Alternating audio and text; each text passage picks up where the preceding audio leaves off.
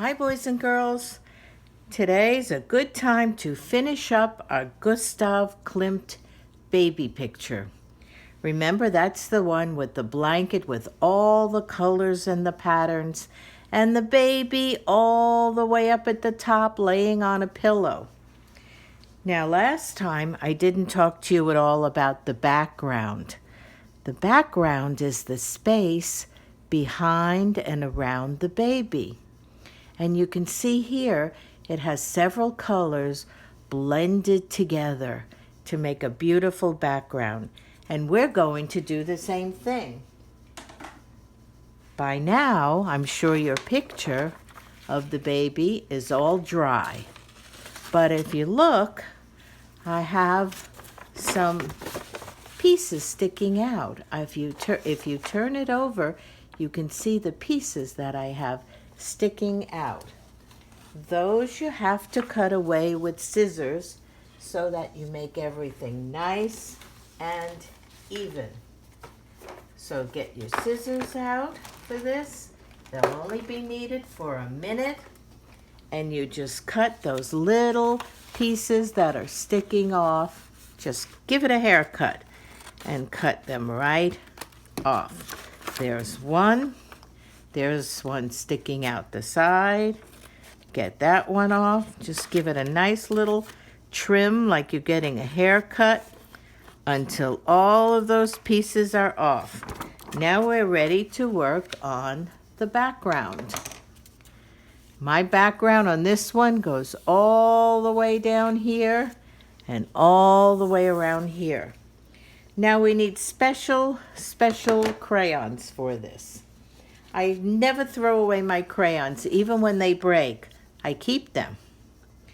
And what happens is they lose the paper, the little paper jacket that goes around. Oh, it comes off a lot of times. But I don't mind. It's fine because I can still use the crayon. As a matter of fact, I call these naked crayons because they don't have any jackets on. So you're going to pick 2 or 3 colors. Now they must be small pieces. Large pieces won't work. Sometimes I find it's necessary to even break a crayon. And you know what, boys and girls? I tell my students it's really okay. Many artists have to break their crayons because they want them to be a certain size. Now, I'm not saying you should go around breaking every single crayon in your box just for fun. But if you need to have a small piece for this particular part and you break your crayon a little bit, I'm sure it'll be all right. And just take off the paper until you have your own set of naked crayons. You need 2 or 3 colors. Really no more than that, boys and girls. 2 or 3 colors is more than enough, and I think I'll choose these 3 colors for this. Now here's what we do. You start with one color and you hold the crayon on its side, not like we usually do on the point, but you hold it on the side. That's why we need little pieces. Make sure that you're on a flat surface, nothing underneath, and start to rub. Now rub and leave some space for your other color. And do some rubbing. And leave some spaces for your other colors. Let's go around to the other side now. I'm rubbing. And I'm going to leave some space right out to the edge of my paper, boys and girls. I'm going to leave some space for my next color. There. Now I'll take my little, I guess this is like a coral, orangey pink on the side, always on the side. And I'm going to rub. And it's okay if I overlap, if one color goes on top of another.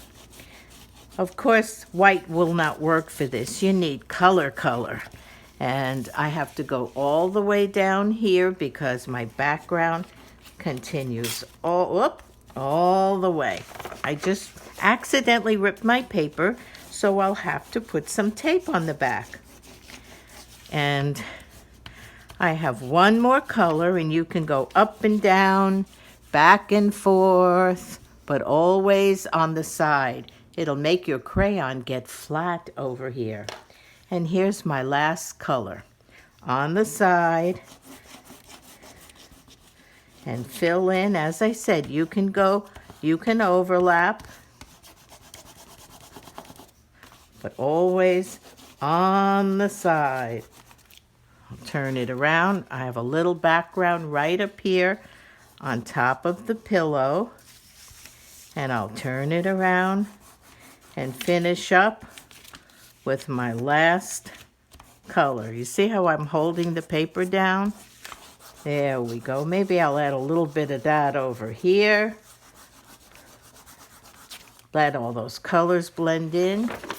And here I am, boys and girls, with my lovely background. You know what?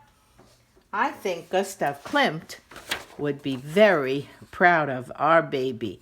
Here's his baby, and here's our baby. So, boys and girls, after this is dried, you do the background, and if you want to, you could also use some crayons to put some color in that baby's face. I put a little bit of tan and brown eyes, and I went over the eyebrows a little, just to sort of give it a little color. And here's another one with this beautiful background going all the way down.